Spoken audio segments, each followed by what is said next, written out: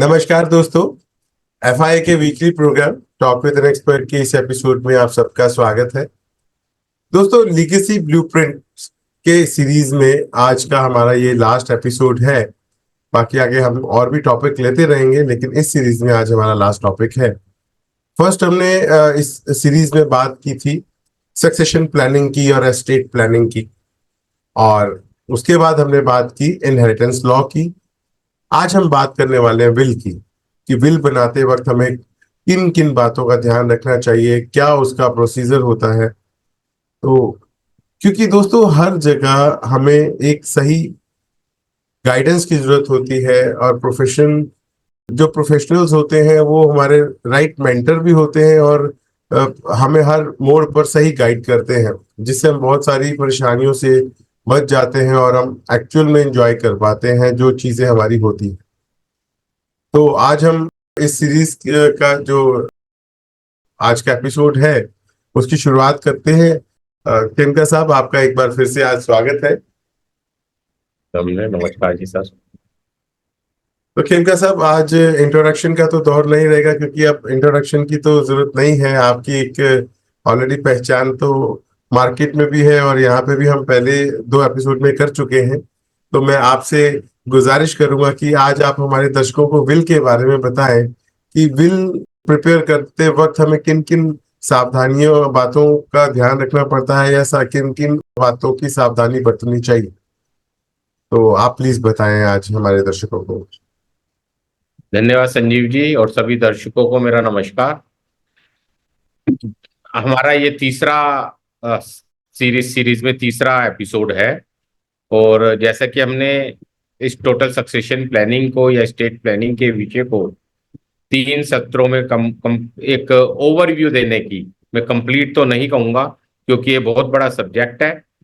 ये हर एक के व्यक्ति के जीवन से जुड़ा हुआ है, और जब हम अपनी जो वेल्थ हमने इकट्ठी की है, उस वेल्थ को हम अपनी आने वाली जनरेशन को, अपने बेनिफिशियरी को, अपने लीगल हेयर को कैसे दें, और जो हम पे डिपेंडेंट है उनको भी कैसे ख्याल रखा जाए, ये सारे विषय इस सक्सेशन लॉस के थ्रू हम एड्रेस करते हैं, जिससे कि हमारी आने वाली पीढ़ी को और हम उन सब बेनिफिशियरीज को हमने जो एक्यूमुलेट किया है एक अच्छा बेनिफिट उनको मिलता रहे। तो जैसा कि विल प्रैक्टिकली विल क्या है, जैसे हमने पहले भी बताया, या तो जो सक्सेशन है ये ट्रांसफर ऑफ प्रॉपर्टी है, ट्रांसफर ऑफ एसेट है, या तो विल के माध्यम से हो सकती है, और अगर आप विल नहीं लिखते तो अगर आपके पर्सनल लॉ के हिसाब से हो सकती है। और in the case of Hindu, जब मैं पर्सनल लॉ की बात करता हूं तो हिंदू सक्सेशन एक्ट के हिसाब से आपकी मेल के केस में अलग और फीमेल के केस में अलग लीगल हेयर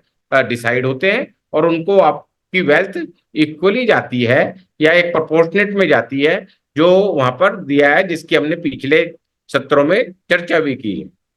तो संजीव जी, मैं इस माध्यम से ये आपके इस एपिसोड से ये बताना चाहता हूं, विल लिखते समय सबसे पहला जो आदमी की इच्छा, जैसे विल अपने आप में एक वर्ड है, वो एक डिक्लेरेशन है। डिक्लेरेशन किस चीज का? कि आपकी विल, आपकी इच्छा क्या है, और किस बारे में, कि आपकी प्रॉपर्टी कैसे किन लोगों को जाए, और कितनी कितनी जाए, और किस समय कैसे जाए, और अगर कोई किस लोगों का कैसे देखरेख हो, और आपकी भी कैसे देखरेख हो, ये सारा उस विल में लिखा जाता है। और विल आपकी डेथ के बाद ऑपरेशनल होती है, मतलब उसकी प्रॉपर्टी आपकी डेथ के बाद, उसमें जो लिखा है आपकी एसेट के बारे में, वो आपकी डेथ के बाद उन बेनिफिशियरीज को जो विल में आप लिखेंगे दी जाती है। तो विल प्रैक्टिकली एक एग्रीमेंट नहीं है किसी 2 व्यक्तियों के बीच में, विल एक डिक्लेरेशन है एक व्यक्ति के द्वारा दूसरे व्यक्तियों के फेवर में कि आपकी एसेट जो जो है, आपकी संपत्ति चाहे मूवेबल है चाहे इमूवेबल है, मूव चल या अचल संपत्ति जो भी है, जिसमें मकान से लेकर एफडी से लेकर बैंक बैलेंस से लेकर शेयर से लेकर पोस्ट ऑफिस के डिपॉजिट लॉकर, सब चीजों की जानकारी जिसमें आ जाती है। तो इसमें सबसे पहले मैं हर एक व्यक्ति को ये कहना चाहूंगा, विल कौन लिख सकता है? विल हर वो व्यक्ति जो माइनर नहीं है विल लिख सकता है किसी भी टाइम अपनी अपनी वेल्थ की, और लेकिन उसको साउंड माइंड का होना चाहिए और बीमार भी नहीं होना चाहिए, सीरियस बीमारी भी। और कोई किसी क्वेश्चन में उसको विल को नहीं लिखा जाना चाहिए, किसी क्वेश्चन में मतलब दबाव में, धमकी में, इस तरह के जो थ्रेट में, इस तरह की चीजों में वो विल लिखी हुई इनवैलिड करार दी जाए। तो सिंपल बात है, जो व्यक्ति अपनी होशो हवास में, आप सीधे शब्दों में समझिए, जब वो अपने होशो हवास में पूरे हैं तो अपनी विल लिख सकता है अपनी एसेट की कि किन लोगों में जाए। तो सबसे पहले विल लिखने से पहले व्यक्ति को उस विल के लिए अपनी जितनी भी एसेट है उसकी एक डिटेल लिख लेना चाहिए, और वो डिटेल सारी की सारी उस विल का पार्ट बनेगी, उसकी डिटेलिंग पूरा, जिससे कि कोई एम्बिग्युटी, कोई उसमें क्लैरिटी रहनी चाहिए और कोई अनक्लियर चीज नहीं रहनी चाहिए। तो कोई भी अगर एफडी है उसका बैंक अकाउंट का नंबर या एफडी का नंबर या जैसे भी, तो वो सारी की सारी चीजें डिटेल से, नंबर से, क्लैरिटी के साथ उसके अंदर आनी चाहिए कि मेरी ये सारी एसेट है, सबसे पहले। दूसरी बात कि आपको उसके बाद उसके अंदर क्या क्या आपकी लीगल हेयर, एज पर जो भी आपके पर्सनल लॉ हैं, कि लीगल हेयर कौन है उसका खुलासा आपको करना चाहिए, और आपको बताना चाहिए कि हम ये जो लीगल हेयर मेरे बन रहे हैं वो मेरे legal hair as per Hindu succession है।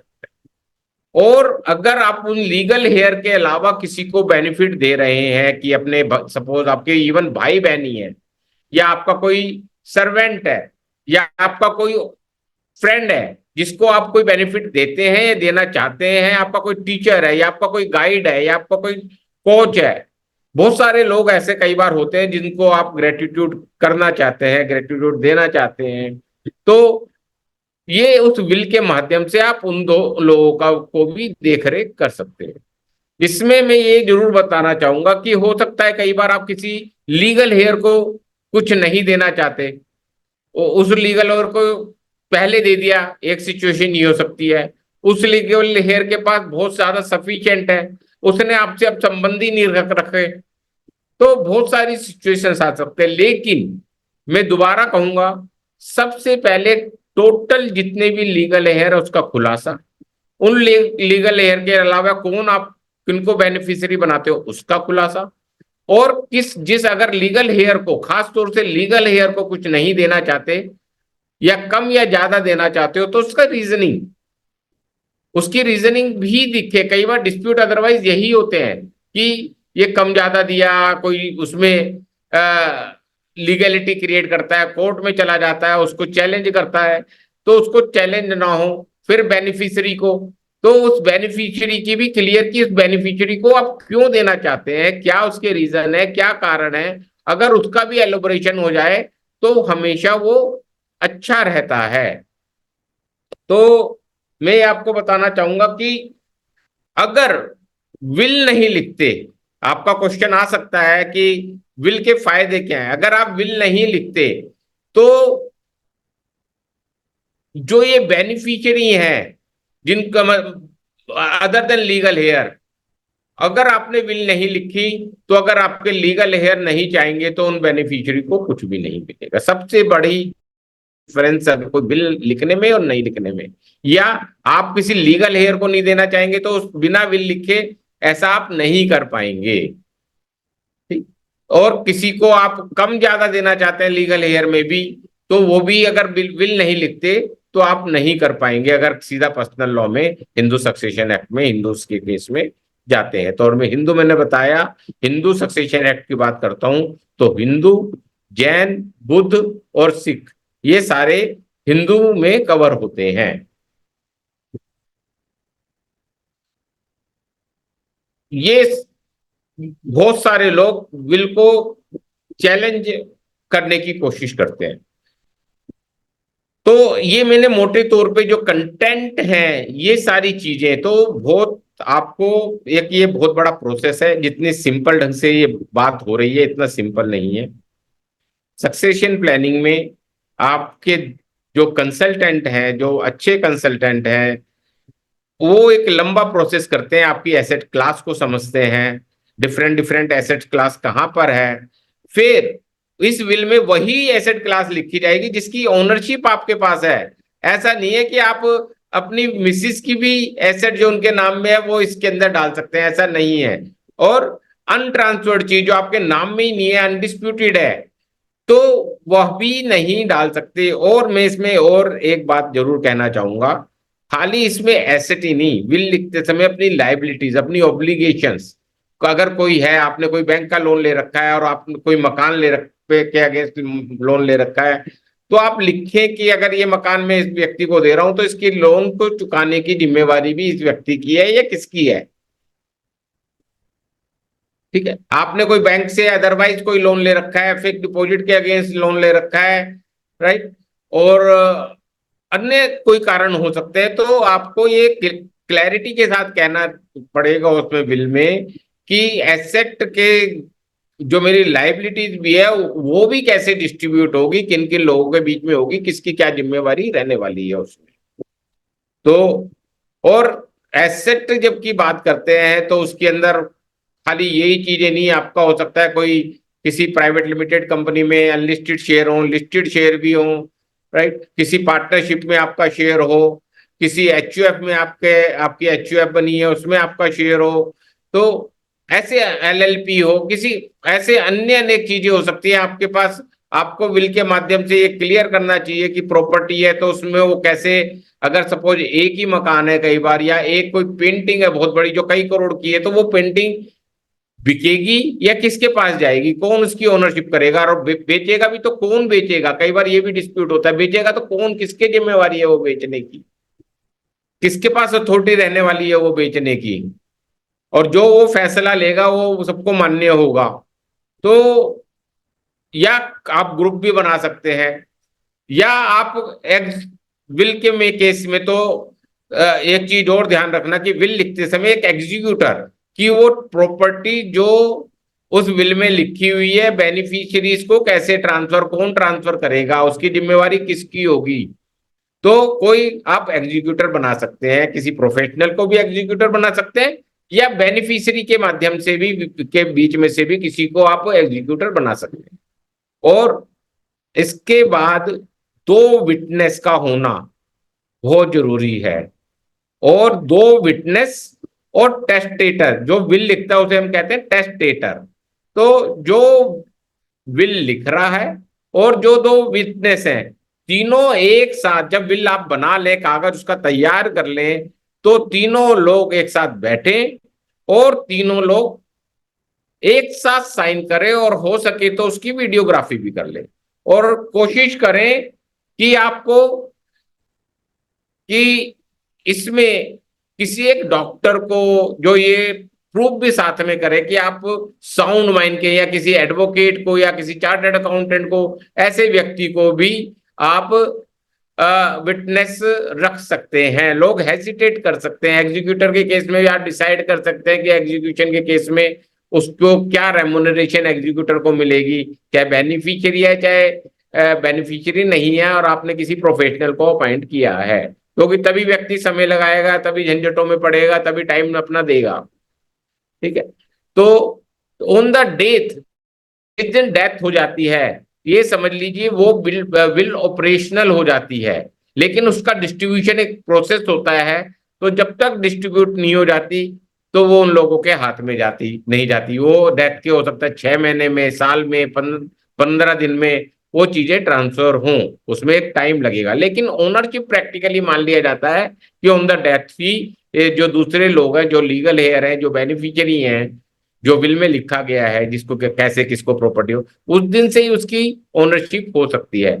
तो विल लिखने से पहले जो एसेट का डिस्ट्रीब्यूशन है, उसकी ओनरशिप जो विल लिख रहा है उसके पास है या नहीं है, ये भी आप श्योर कर लें। अगर आपके पास कोई ओनरशिप है ही नहीं तो वो विल का पार्ट नहीं हो सकते, और आपने ऐसा कोई कर दिया तो दूसरा कोई भी व्यक्ति उसको चैलेंज कर सकता है कि ये एसेट ही नहीं है, तो ये विल प्रैक्टिकली गलत बनी है, या किसी ने ऐसे ही बना दी है, फेक बनी है, 3600 तरह के। तो बहुत सारे बारीकियों का, बहुत सारी छोटी छोटी चीजों का ध्यान रखा जाता है, क्योंकि हम आए दिन देखते हैं कि आपस में बेनिफिशियरी या लीगल हेयर कुछ भी, कोई भी कह लीजिए, एक दूसरे को, अगर किसी को कोई डिस्प्यूट होते हैं, कोई दिक्कत होती है, तो एक दूसरे को के ऊपर केस डाल देते हैं और इस विल को चैलेंज करते हैं।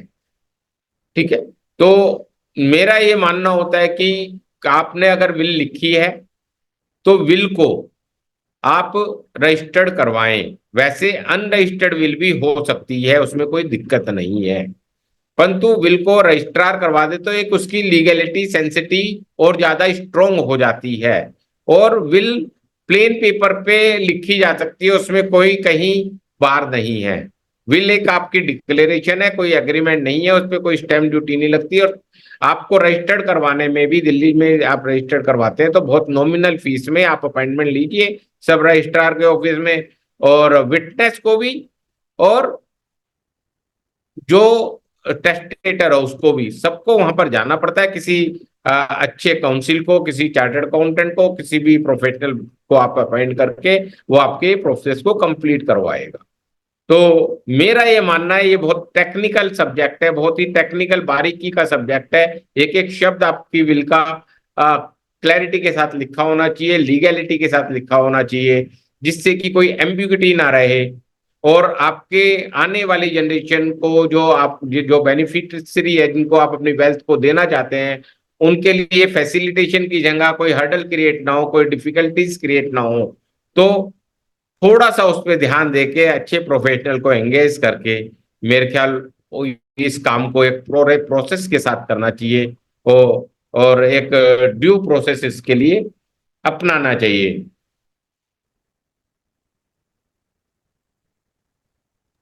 जी भाई साहब। आप हाँ जी सर। आप एसेट को देने के लिए, मैं क्योंकि आज विल सब्जेक्ट है तो उसी पे बोल रहा हूं। नहीं तो जैसे मैंने पहले बताया, आप विल नहीं लिखते, कुछ भी नहीं करते, तो इनहेरिटेंस लॉज में चले जाएंगे हिंदू सक्सेशन एक्ट में। आप टेस्टमेंट्री में जाना चाहते हो तो टेस्टमेंट्री का एक तरीका गिफ्ट भी है, आप गिफ्ट के माध्यम से भी चीजों को दे सकते हैं। ठीक है। तो आप कोई फैमिली ट्रस्ट भी बना सकते हैं, प्राइवेट फैमिली ट्रस्ट। आप कोई शेयर होल्डर्स, अगर कोई कंपनी है जिनमें एसेट है, जिनमें आपकी शेयर होल्डिंग है, जो बड़ी कंपनी है जिसमें बिजनेस भी है, उसमें शेयर होल्डर एग्रीमेंट के थ्रू भी आप अपनी चीजों को एड्रेस कर सकते हैं। आप फैमिली सेटलमेंट के माध्यम से भी चीजें कर सकते हैं, लेकिन फैमिली सेटलमेंट जनरली आपके देखरेख में भी हो सकता है, बाद में भी हो सकता है, क्योंकि ये इश्यूज है फैमिली सेटलमेंट में। चाहता हूं कि अभी, मतलब आपकी एसेट पे फैमिली सेटलमेंट ना हो, फैमिली आप चार्टर भी बना सकते हैं कि कौन कैसे बिहेव करेगा, फैमिली ऑफिस भी आप क्रिएट कर सकते हैं। तो और बहुत सारी चीजें हैं, परंतु वो एसेट कितनी है, कहाँ है, क्या डिटेल है, इन सब पे आपको ये सब बात करनी पड़ेगी, और इन सब चीजों को देखना पड़ेगी कि आपकी एसेट क्लास कितनी है, कितना क्या, किस मैग्नीट्यूड की, कितनी कॉम्प्लेक्सिटीज की, और आप कब किसको क्या देना चाहते हैं। कई कई बार कोई शेयर होल्डिंग ट्रांसफर करने में ही दिक्कत आती है, कोई परमिशंस की जरूरत पड़ती है, कई बार दूसरे लोग हेसिटेट करते हैं ए को लेने में। आपके कोई लीगल हेयर है, वो ए को लेना चाहते हैं, बी को नहीं लेना चाहते as a board of director. इन सब चीजों को भी, ये बहुत सारे इश्यूज आते हैं कई बार कि आपके दो लड़के हैं, एक लड़के की नेचर अच्छी है तो जो दूसरे बोर्ड ऑफ डायरेक्टर्स है उनके साथ काम करना चाहते हैं, या दूसरे पार्टनर है वो ए के साथ ए लड़के के साथ काम करना चाहते हैं, बी लड़के के साथ काम नहीं करना चाहते। तो ये सारी भी अंडरस्टैंडिंग बहुत जरूरी है जब आप विल लिखते हैं। और बहुत सारी, मैं सिंपल इतना इसलिए मैं बार बार कह रहा हूँ, ये इतनी सिंपल चीजें नहीं है। जब एक एक चीज पे जब हम बैठते हैं, जब एक एक चीज पे हम चलते हैं और उसको डिसाइड करते हैं, तो पता लगता है कि कहाँ क्या कॉम्प्लेक्सिटीज हैं। और हम इसमें नॉमिनेशन लॉस को भी उसी तरह से सिंक्रोनाइज करने की कोशिश करते हैं कि विल में क्या लिखा है और नॉमिनेशंस कैसे हुए हैं मेरी एसेट के। कहीं वो कई बार अगर आपने कंट्राडिक्ट कर दी कोई नॉमिनेशन किसी के नाम में और आप प्रॉपर्टी किसी के नाम में दे रहे हैं, तो कई बार वो झगड़े या वो दिक्कतें जिसको जानी चाहिए वो एक दूसरे को हर्डल भी कई बार क्रिएट करने की कोशिश करते हैं। फिर भी मैं ये कहूंगा विल एक तरीका है कि जो आपको लग रहा है कुछ डिस्प्यूट्स हो सकते हैं या अनक्लियर चीजें हो सकते हैं, वो विल के माध्यम से आप क्लैरिटी के साथ उन चीजों को लिख सकते हैं। विल का सबसे बड़ा फायदा ये होता है कि आपकी सारी एसेट क्लास ढंग से उसमें आ जाती है और साथ में किसको कैसे जानी है वो भी उसके अंदर आ सकती है। तो बहुत सारे डिस्प्यूट्स को, और अगर आप उसको डिस्कस भी कर लेते हैं अपने लीगल हेयर एंड बेनिफिशियरीज के साथ, तो उसकी क्लैरिटी, अगर उनको भी कहीं पार्ट बना पाते हैं, उनके सिग्नेचर लेते हैं, तो वो एक और बेटर वे हो जाता है डिस्प्यूट को मिनिमाइज करने का। सर, जैसे आपने बताया कि ये बहुत ही कॉम्प्लेक्स मैटर है और इसमें छोटी छोटी बातें भी मतलब बहुत बारीकियों से देखनी पड़ती हैं ताकि आगे स्मूथ इसका विल बन सके, क्योंकि ये बहुत ही कॉम्प्लेक्स मैटर है। लेकिन अक्सर ये भी देखा जाता है कि अचानक किसी के यहाँ पे मौत हो गई या अचानक कोई चला गया और उसने विल ही तैयार नहीं की, तो ऐसे केस में फिर इतने कॉम्प्लेक्स मैटर का क्या सॉल्यूशन किया जाता फिर तो और कोई सॉल्यूशन आपके पास बचता नहीं है। है? जी। उसका सिंपल सॉल्यूशन, आप पर्सनल लॉ के अंदर जाएंगे जैसे मैंने पहले बताया, जी। और आप जितने भी लीगल हेयर हैं वही सब प्रैक्टिकली होने, और कोई बेनिफिशियरी बनेगा ही नहीं बेनिफिशियरी। ठीक है। जी। परंतु कई बार उस एसेट से, सपोज आपके माता पिता हैं, वो तो लीगल फादर नहीं बनते, मदर आपके लीगल हेयर बनती है मेल के केस में। ठीक है। तो अगर और लेडीज की डेथ होती है तो उनके सास ससुर लीगल हेयर नहीं बनते हैं। ठीक है। तो अब लेकिन वो डिपेंडेंट है, तो फिर मेंटेनेंस एक्ट में जाना पड़ता है। वो किन के ऊपर मेंटेनेंस से, एसेट से उनका भी कोई गुजारा बसर चल रहा था क्या, वो भी उनकी लाइवलीहुड चल रही थी क्या, कोई ऐसा आपका रिलेटिव है, सपोज आपका भाई ही है जो डिसेबल्ड है या आपके ऊपर डिपेंडेंट है, और जिसकी प्रॉपर ये है कि वो आपके ऊपर डिपेंडेंट ही है, तो उसकी भी टेक केयर, वो वो डिफरेंट एक्ट में जाके उसकी टेक केयर वो मांग सकता है फिर।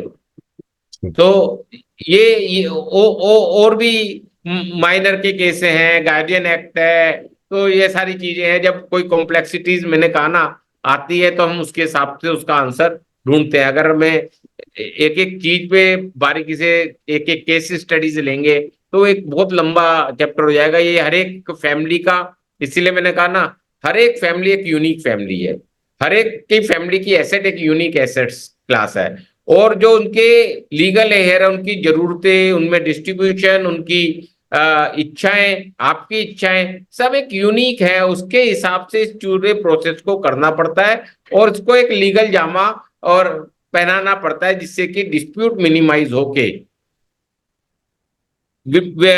ये दूसरे के हाथों में ट्रांसफर हो। उसके अलग अलग तरीके हैं। आप साइमल्टेनियसली ये भी कर सकते हैं कि बिल भी यूज कर ले, गिफ्ट भी यूज कर ले, फैमिली ट्रस्ट का भी इस्तेमाल कर ले, और साथ में पर्सनल लॉ में भी चले जाएं। ठीक है।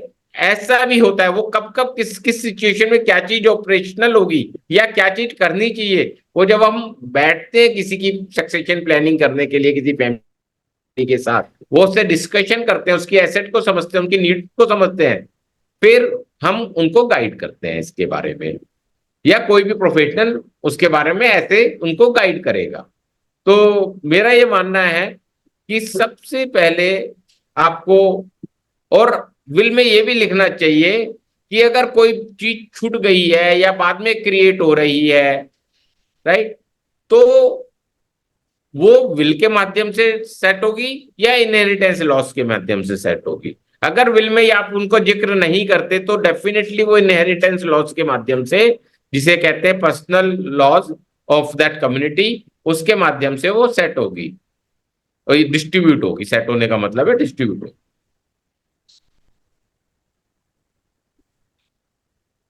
तो सर मैं समझता हूँ कि कोई भी ये जो अगर हम सब अपनी प्रॉपर्टी को या जो भी हमारी एसेट्स हैं उनको एंजॉय करना चाहते हैं, जब इतनी मेहनत करके हम बनाते हैं, हम चाहते हैं कि हमारे जो सक्सेसर हैं वो इसको प्रॉपरली एंजॉय कर सके, तो हर चीज की एक प्लानिंग होती है। इसीलिए हमारे इस सीरीज की शुरुआत भी हमारी सक्सेशन प्लानिंग और एस्टेट प्लानिंग से शुरू हुई, क्योंकि अगर प्रॉपर प्लानिंग होगी, टाइमली प्लानिंग होगी, पहले से बिफोर टाइम प्लानिंग होगी, तभी हम उस चीज को ऑनर कर पाएंगे। क्योंकि अचानक तो कुछ भी हो सकता है, वक्त का किसी को नहीं पता, सुख दुख का कुछ नहीं पता। तो अचानक अगर कुछ आए तो वो सिर्फ मुसीबतें ही आती हैं, और फिर उस वक्त जो भी होता है वो देखना पड़ता है, तकलीफ सहकर सॉल्यूशन करना पड़ता है। तो मैं अपने दर्शकों को यही कहूंगा कि सही समय पर सही पर्सन को हायर करें, सही प्रोफेशनल को हायर करें। गूगल पे ना जाएं। गूगल की नॉलेज कितनी ऑथेंटिक है कितनी नहीं है ये कोई नहीं जानता है। एक्सपीरियंस पर्सन, जो एक्सपीरियंस प्रोफेशनल होते हैं, वो आपको सही गाइड कर सकते हैं। तो सही टाइम पे आपको एक सही प्रोफेशनल हायर कर लेना चाहिए, ये मैं अपने ऑडियंस से कहूंगा। सर इसके अलावा और आप क्या हमारे ऑडियंस को बताना चाहेंगे विल के बारे में? कोई ऐसी बात जो रह गई हो, आज हम उसको कवर अप कर लें। सबसे पहले मैं तो एक चीज और ऐड करना चाहूंगा जी। कि विल एक ऐसा डॉक्यूमेंट है जिसको आप आज अगर विल लिखी और रजिस्टर्ड करवा ली सपोज आपने, तो कल जाके दोबारा नई विल लिख सकते हैं। जी। You can change the will और revoke the will even as many time as you wish hmm. In your lifetime, as many time as you wish. Suppose आज आपने एक मकान लिया, अब आप चाहते हो कि मेरे दो लड़कों में बेटे बचे, उसके बाद आप चाहते हो नहीं ये और किसी में भी बटे, तो आप उसको चेंज कर सकते हैं। या आपने और एक मकान ले लिया, आप कोई और इवेंट हो गया, कोई आपको और फैमिली में ऐड हो गया, कोई और बेनिफिशियरी बन आप ऐड करना चाहते हैं, कोई आप डिलीट करना चाहते हैं, कोई प्रॉपर्टी और विल के माध्यम से देना चाहते हैं, कुछ प्रॉपर्टी आप इनहेरिटेंस लॉस के माध्यम से जाना चाहते हैं, कुछ प्रॉपर्टी चाहते हैं जो पहले विल में लिख दी थी कि आज मैं गिफ्ट ही कर देता हूँ, तो कहते हैं मैं बेटे को नहीं देता पोते को देता हूँ, क्योंकि जब तक बेटा लाइव है इनहेरिटेंस में तो बेटे को ही मिलेगी, फिर पोते को डायरेक्ट नहीं मिलेगी जब तक बेटा है। बेटे का शेयर उसके लीगल हेयर में बटेगा, ठीक है। लेकिन आप चाहते हो नहीं मैं अपने पोते को देना चाहता हूं, तो फिर आपको विल का माध्यम अपनाना पड़ेगा। फिर आप इनहेरिटेंस में लॉ में जाने में आपको दिक्कत आएगी। जी।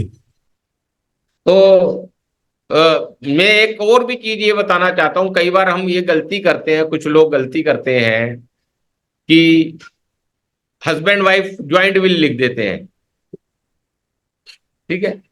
तो मैं कहूंगा ऐसी सिचुएशन या ये म्यूचुअल बेनिफिट लिख देते हैं कि मैंने लिख दिया कि मेरी सारी प्रॉपर्टी मेरी वाइफ की, और वाइफ ने लिख दिया मेरे मरने से पहले बाद मेरी सारी प्रॉपर्टी मेरे हस्बैंड की। अगर हस्बैंड की डेथ मेरे से पहले हो जाती है तो उसके केस में डिफरेंट हो जाता है कि ये लीगल है। तो ये सारी चीजें बड़ी बारीकी से, मेरा मानना है कि हस्बैंड की प्रॉपर्टी हस्बैंड को सेपरेट विल क्रिएट करनी चाहिए और वाइफ को सेपरेट विल करनी चाहिए, नहीं तो मैक्सिमम केसेस में उसकी वैलिडिटी पे चैलेंज आता है और मेरे हिसाब से वो प्रैक्टिकली वैलिड नहीं है। प्रैक्टिकली वैलिड नहीं है। Joint declaration of your asset distribution बहुत कॉम्प्लेक्स इशू है, बहुत ज्यादा कॉम्प्लेक्स इशू, तो उसको अवॉइड करना चाहिए। कई बार हम पैसे बचाने के लिए या हम बिना अंडरस्टैंडिंग के ऐसा काम कर देते हैं, कंट्रोल क्रिएट करने के लिए। तो उस चीज को, क्योंकि जब वाइफ की डेथ होती है लेडीज की डेथ होती है, इनहेरिटेंस लॉस और लीगल हेयर अलग है। और जब हस्बैंड की डेथ होती है तो कुछ लीगल हेयर और डिफरेंट क्लासेस के डिफरेंट हो। तो विल के माध्यम को दोनों को अलग अलग विल लिखनी चाहिए। म्यूचुअल विल, जैसे मैंने कहा, एक दूसरे की, मेरी एसेट आपकी, आपकी एसेट मेरी, तो ऐसा नहीं लिखना चाहिए। उसमें बड़ी कई बार दिक्कत आती है। प्रेमदा बिरला का केस हमने देखा, उनके हस्बैंड ने लिखा मेरी डेथ के बाद सारी एसेट मेरी वाइफ की, मेरी वाइफ ने लिखा मेरी एसेट उतनी, फिर उसने अपनी विल को चेंज कर दिया उनकी डेथ के बाद। ठीक है। या मेरी वाइफ मेरी उन्होंने लिखा बिरला जी की तो एसेट उनको मिल गई, क्योंकि उनकी डेथ हो गई थी। अब उनकी वाइफ की डेथ नहीं हुई, तो बिरला जी की भी एसेट आ गई, उनकी भी एसेट है। अब उन्होंने विल को अपनी चेंज कर दिया कि मेरे लीगल हेयर को नहीं, मेरे इनको मिलेगी, लोढ़ा जी को, जो केस चल रहा है अभी भी बहुत। तो ये सब चीजें हैं। कई बार हम कंकरेंट क्या है, हमारी एसेट फैली हुई हो सकती है। आज इंडिया में मेरी अलग अलग स्टेट में मेरी एसेट है। कई बार एसेट ये भी होती है कि मेरी इंटरनेशनल एसेट है, उसकी सक्सेशन एक बहुत कॉम्प्लेक्स इशू है। और उसमें कंकरेंट विल, मैं कहूंगा कंकरेंट विल का मतलब है साइमल्टेनियसली एक मेन विल और हर एक एसेट क्लास। सपोज मेरे 4 मकान है, एक महाराष्ट्र में है, एक आपके तमिलनाडु में है और एक वेस्ट बंगाल में है। तो कई जगह क्या होता है, आपको विल को प्रोबेट करवाना पड़ता है। प्रोबेट करवाना मतलब उसको वैलिडेट करवाना पड़ता है कि ये विल जेन्युइन विल है, वैलिड विल है। तो उसका तीन स्टेट में, जैसे मैंने बताया, महाराष्ट्र, तमिलनाडु और वेस्ट बंगाल, इन 3 स्टेट में आपको प्रोबेट करवाना पड़ता है। दिल्ली में आपको प्रोबेट नहीं कर लेना पड़ता, परंतु क्योंकि आजकल प्रॉपर्टी की वैल्यू ज्यादा हो गई है, तो कई बार है ना, सब रजिस्ट्रार ट्रांसफर करने से पहले कहता है कि आप प्रोबेट करवा के लाइए विल। कई कह सकते हैं, मतलब कोई डिस्प्यूट, वो अपनी रिस्पॉन्सिबिलिटी को मिनिमाइज करने के लिए कई बार ये सब चीजें, सक्सेशन सर्टिफिकेट और चीजें, ये आप मतलब मांग लेते हैं, आपको इंसिस्ट करते हैं कि लाके दीजिए।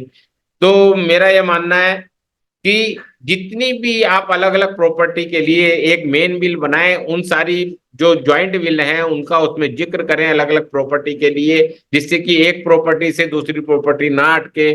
और लेकिन उसमें उनका सबका जिक्र और सारी एक साथ रजिस्टर्ड हो। अगर ऐसा नहीं हुआ तो उसके सीक्वेंसिंग में दिक्कत आते ही लास्ट विल जो होती है वो प्रिवेल करेगी और वो वैलिड होगी। बाकी अगर उसमें एसेट खाली एक ही लिखी गई है तो वही विल का पार्ट होगी, बाकी एसेट इनहेरिटेंस लॉज में चली जाएगी। तो ये कॉम्प्लेक्स, बहुत काफी कॉम्प्लेक्स है। वैसे मैं कंकरेंट विल को ज्यादा महत्व नहीं देता हूं और मैं उसको ज्यादा वो नहीं करता हूं। तो मेरे हिसाब से मैंने एक एक शब्द, एक एक स्पेलिंग, एक एक लाइन ध्यान रखनी चाहिए। कैसे साइन होना है, किस कहाँ कहाँ कौन साइन करेगा, किसकी प्रेजेंस में करेगा, कौन उस विल को रखेगा, कैसे मेरे लीगल हेयर को पता लगेगा या बेनिफिशियरी को पता लगेगा मैंने विल राइट की है नहीं की है। ये सारा प्रोसेस आपको ड्यू प्रोसेस, या मेरी बीमारी के केस में जो विल लिख रहा है, टेस्टेटर जो है, अगर वो बीमार पड़ जाएगा तो वो उसके बारे में, उसके उसकी देखभाल के लिए कौन ऑथराइज्ड होगा, वो लिविंग विल उसको हम कहते हैं।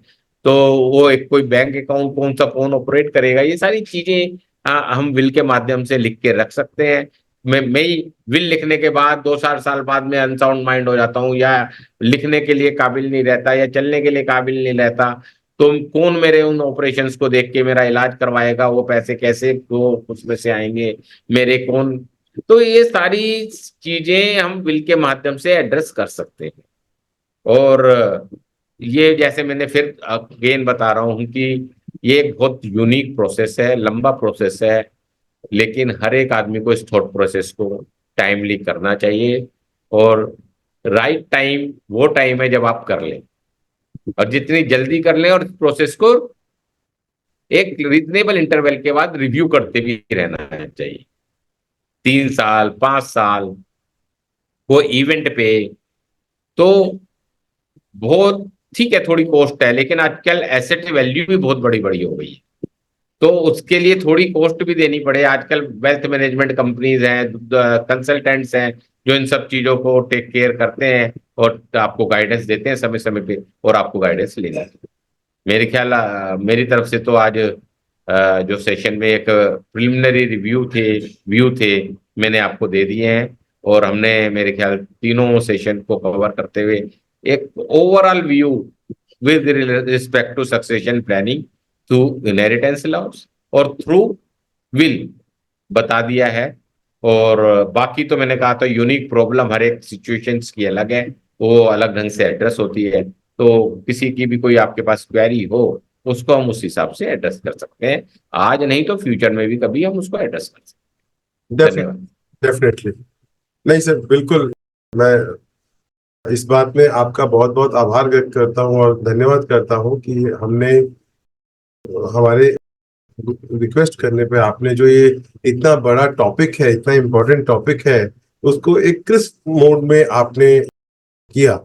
और मैं अपने ऑडियंस की तरफ से भी, ऑडियंस से भी यही कहना चाहूंगा कि हमने ऑलमोस्ट कोशिश किया कि हम हर बेसिक चीज को कवर अप करें और आप लोगों को काफी इसमें काफी क्लैरिटीज मिली होंगी, चाहे वो हमारी सक्सेशन प्लानिंग का एपिसोड था या इनहेरिटेंस लॉ का था या आज बिल का है।